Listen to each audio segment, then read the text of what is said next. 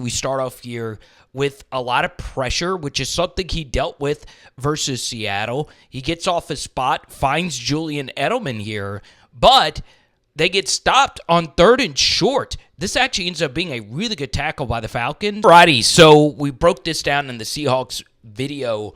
This is one of the most popular play concepts from the Brady era, which is Hoss Juke. And obviously the Falcons see that they are in 5 wide with Edelman as the innermost slot receiver. So what do? Well, they bring Debo Jones over to stop the in-breaking juke route to Julian Edelman.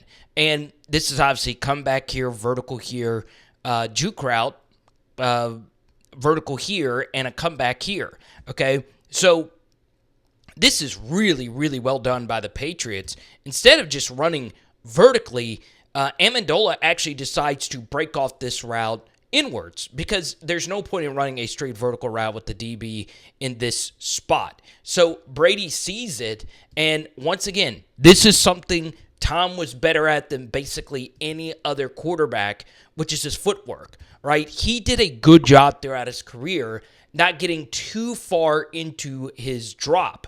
And you'll see that if he decided to go even a half second backwards here, this is a strip sack.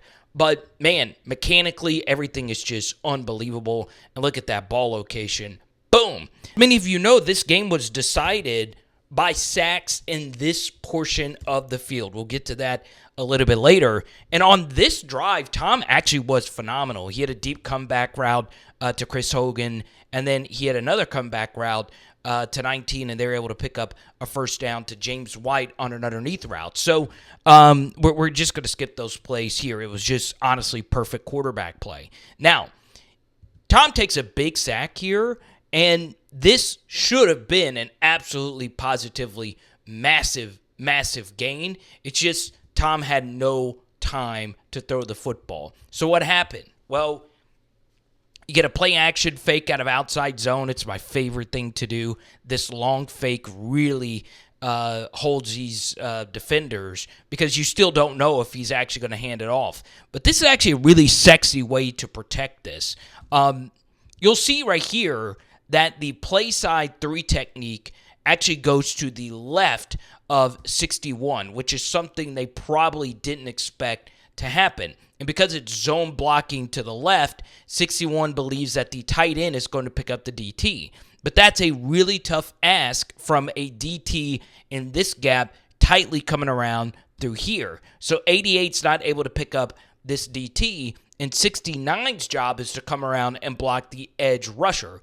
But it doesn't get picked up, and 88 can't make this block here. Obviously, 61 still decides to come out and block the edge, and he gets absolutely dominated. And the funny thing about it is this is an absolutely massive gain right here to Julian Edelman. I mean, that might be pay dirt. It just depends on that tackle right there. But this sack just led to a disaster. Yeah, and I think the biggest misconception is that Tom played bad.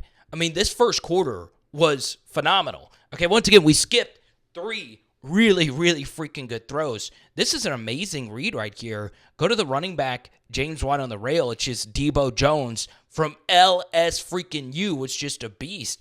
That's a really good throw and a ball that probably should have been caught, but it's just a better play by the defender. Okay, so we get to this 3rd and Attleboro. This is not a spot you want to be in. And look, we can get into different philosophies about what you should do in this situation. I prefer to just throw this, right? Because if you're hitting Martellus Bennett right here in stride, he might break the tackle and pick it up or make it a more manageable 4th. Or, you hit this, you're in field goal range. But Brady wanted to go for the whole shebang. And as many of you know with defensive head coaches, Belichik probably doesn't like to go for it on 4th down or 4th and short in positive territory. So Brady's like, hey, we're going to go for all these yards. Now, the funny thing is, after looking at another replay, this actually gets open to Amendola, but Brady decides to not throw it. He rolls out here to the left because there is someone coming around this edge right here. And he ends up taking a sack. Now, once again, Brady tried to go for the whole shebang. I get that in this spot. But the Falcons actually end up making a pretty big mistake here by just letting this ball sit, right? Anytime the ball is on the ground, it makes no sense to not at least pick this up. See right here that you did have an open Amendola right here in this window. There was a lot going on. That's a tough throw from that hash to here. But, man, it was good coverage, and, the big sack to start on first down is what cost you. So, once again, Tom had a good first quarter. I mean, look at this ball right here to Julian Edelman. He was at a leverage disadvantage at the start, but he does eventually get open. And, man, this is just really good quarterbacking. Bang. Okay? Not the best throw because you had to stop for it, but it's still right there, and it's a nice gain on first. All right, let's get to here. Dan Quinn decides to get sexy. So he brings a three-man rush with one defensive end dropping into coverage.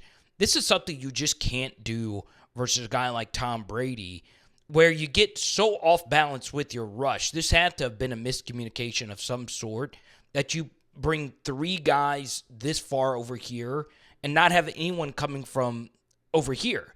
Right, so Brady notices it, and the Patriots offensive linemen know to just wash him up.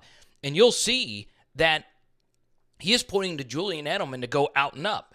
And that's exactly what they do. Brady sees it, throws it, and makes sure to not overthrow Edelman here. Obviously, if you lead him a little bit better, he might gain a few extra yards, but it's still really good improvisational quarterback play. We move ahead to this 3rd and 7. So a LeGarrette Blount fumble led to a Falcons touchdown. And on first down for this drive, Brady threw a perfect slot fade, but the defender made an amazing play. So we get to here. And the bottom line was, in this first half, the Falcons defenders just made really difficult plays. This is actually a really good read right here from Tom. Everything is just covered. And he finds James White underneath. You hit this, he can make somebody miss, hopefully, and pick up the first down. This is a really, really difficult tackle. And so the Ohio State defensive coordinator couldn't stop the Falcons yet again. Austin Hooper scores. Now Brady is in a 14-0 hole. There's not another quarterback in the history of the sport you want more in this spot. And he starts off here with a nice little throw to Bennett. So I show you this because so far, Brady had been reading the game well. I think the Falcons did a really good job of, number one, they, early in the game, really challenged the Patriots to try and hit them on go balls, right? Just goes, and they just could not get over the top. So when they did that, they said, look, we're just going to play press man because we don't think your guys can beat us over the top. So another thing they did a really good job of is the Patriots are so good at underneath, intermediate, shallow drags. And overall, the Falcons did a good job of recognizing that and passing off these routes. So right here to Edelman is probably the better option, but Brady gets fooled by it. They let Edelman go right there. There's still a guy right there, and Brady decides to throw this ball. This one should have been picked off. If it's a semi-accurate ball, you're going the other way. 3rd and 10, and Debo Jones makes another play. I mean, this was when he was one of the premier linebackers in the NFL, in particular in coverage, right? So once again, the protection breaks down. Brady works the right matchup, but Debo Jones makes the first down saving tackle, and the Patriots are once again forced to punt. This is such a funny graphic right here. Little did they know what was about to happen. So 3rd and 9, and Brady checks the protection here, and rightfully so. He brings a running back right behind the line of scrimmage. He thinks that the Falcons are indeed bringing everyone. So there you go. And once again, it's press man. You rarely see this at all. And guess what? The Falcons end up only bringing one. And there's all kinds of twist stunts. You have offensive linemen getting pancaked just basically right up the middle. And Brady just kind of has to throw this away. And, you know, the Falcons defense, once again, they just kept Yeah, you really don't appreciate the greatness of Brady in the Seahawks or Falcons game unless you sit and watch the full games, because his protection in both of those games was not good. Okay, there is a lot of pressure, so Brady has to read this. And I want you just to see this before I actually show you the throw. You have to turn your back to the defense, long play action fake, and right when you turn, there's a guy right in your face. All right. And once again, it is a simple read. Bennett, a really good tight end. Of course, you prefer this to be Rob Gronkowski. He was out this game with that back injury, but you pick up the first down after a few defensive holding calls extended this drive. Now, we get to what should have been the biggest play of this game, a pick six from Tom Brady. This is, yes, a bad throw, but once again, what the Falcons were able to do defensively, getting home with 4 consistently and just dominating 77, who was mostly a really good player for the Patriots. Look, this is just simple stuff. If there is this much pressure, you're going to make mistakes. Also, Alford, who had the pick six, will break down what he did on this play that was truly phenomenal. Now, we've already broken down this protection. First thing is, it is so hard to beat any defense if they're able to just get in your grill and play simple cover one, especially with the robber, right? Remember, the Patriots, they love to beat you with quick in-breakers, and when you have a robber right here, it is a lot easier to pass off these in-breakers, right? So you'll see that 22, it looks like this is open to Julian Edelman. It's not. Then Brady thought that Bennett right here was going to create so much traffic that Alford couldn't get over the top of all this traffic. So the read normally is right here, okay? But Alford gets over the top of it. Brady doesn't see him. And while there is some pressure, it is a pick six going in the opposite direction.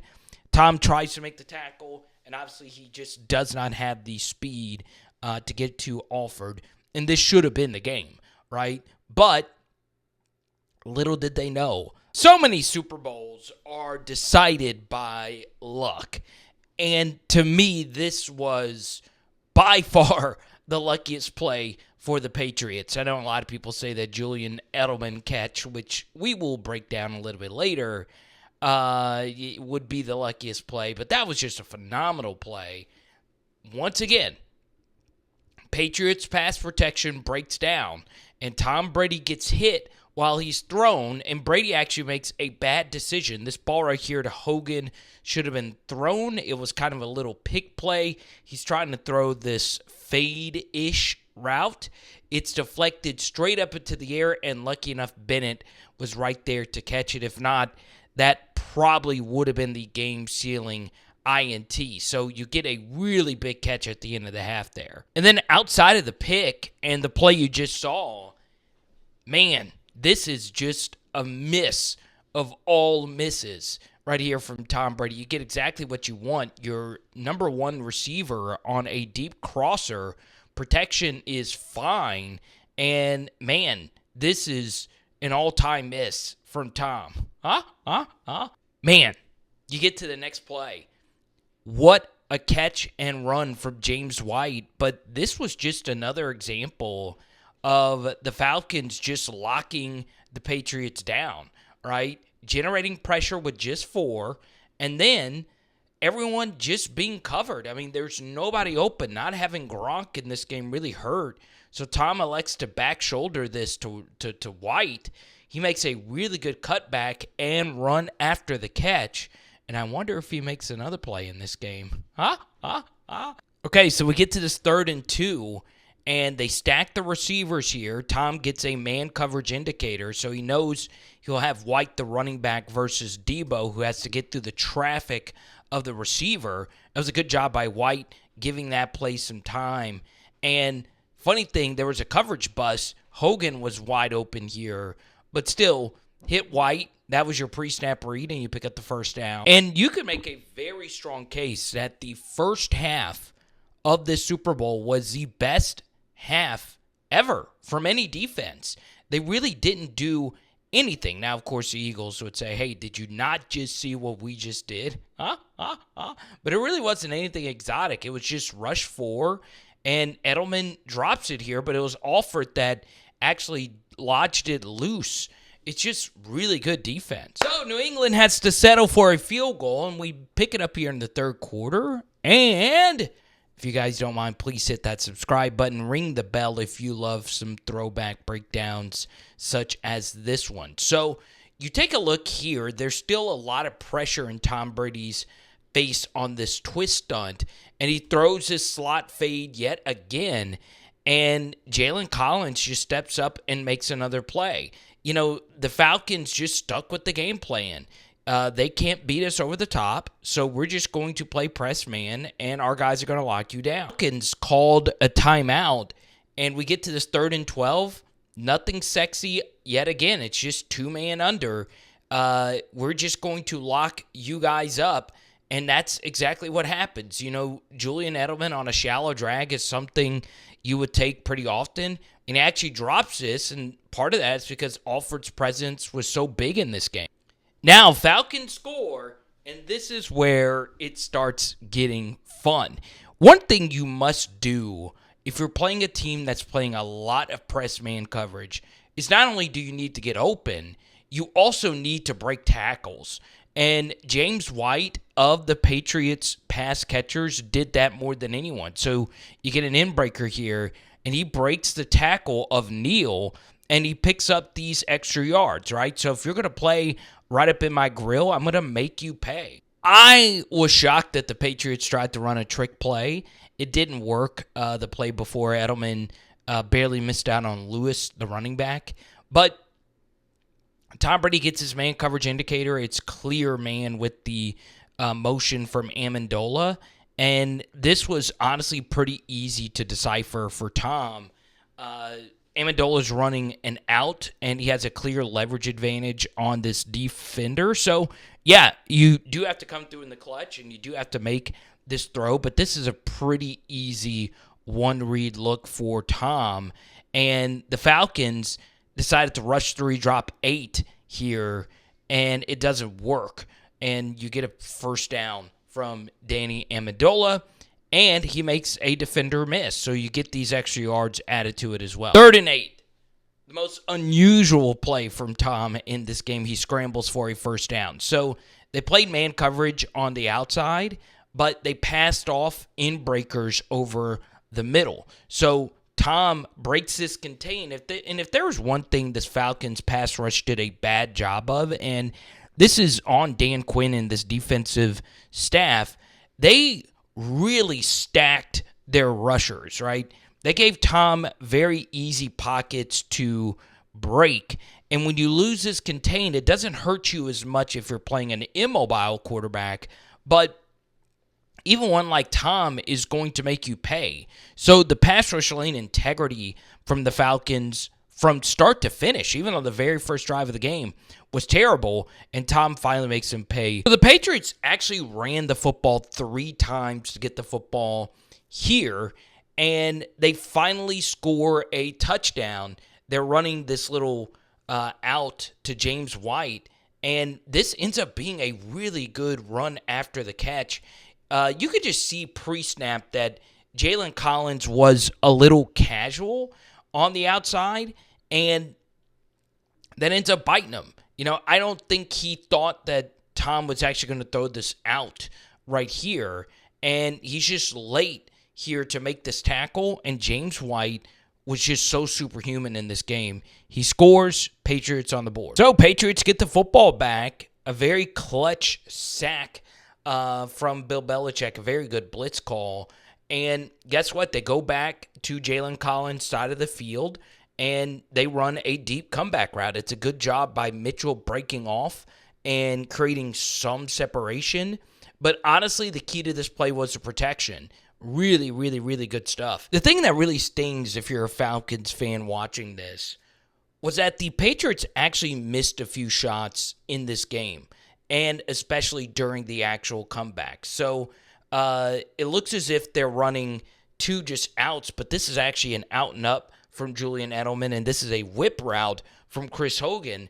And once again, this is open, but Tom says, look, I see Julian Edelman, my number one option, with a step on a safety, and guess what? He misses him. It's a tough throw, but one you expect him to make. So do I think the Falcons defense got a little casual? Yeah. Alford had been lights out, and you're playing him this far off and allowing Tom freaking Brady to play pitch and catch. That is dangerous, right? They've proven this entire game that they cannot beat you over the top. All right, so once again, guys playing way off. I understand you have a lead. You don't want him to score quickly, but Tom does a good job seeing that there's a blitzer. So if there's a blitzer from the overhang right here, that means that this stuff is going to be open if they're playing off. So Tom throws this football to James White, and look at that ball location, y'all. That's some GOAT stuff. And that allows James White to cut upfield and pick up a few extra yards. Man, he was a really good tackle breaker in this game. One of Brady's best reads, and this is just a sign of persistence. If you're playing a team that's playing press man basically across the way, and you're in 5 wide, you have got to eventually hit this slot fade if they're going to keep giving it to you. And guess what? Brady trusted it. Another good thing about throwing the slot fade is that it's a quick play. So if it's quick, that means that even if your protection breaks down, you could still get one off. And then even if this is incomplete, you still have another chance to pick up the yard after this. So it's just really, really good quarterbacking. And look at this freaking throw, y'all. Look at this. Bang. That is absolutely positively insane. First down, and this right here will show you what Brady had to deal with.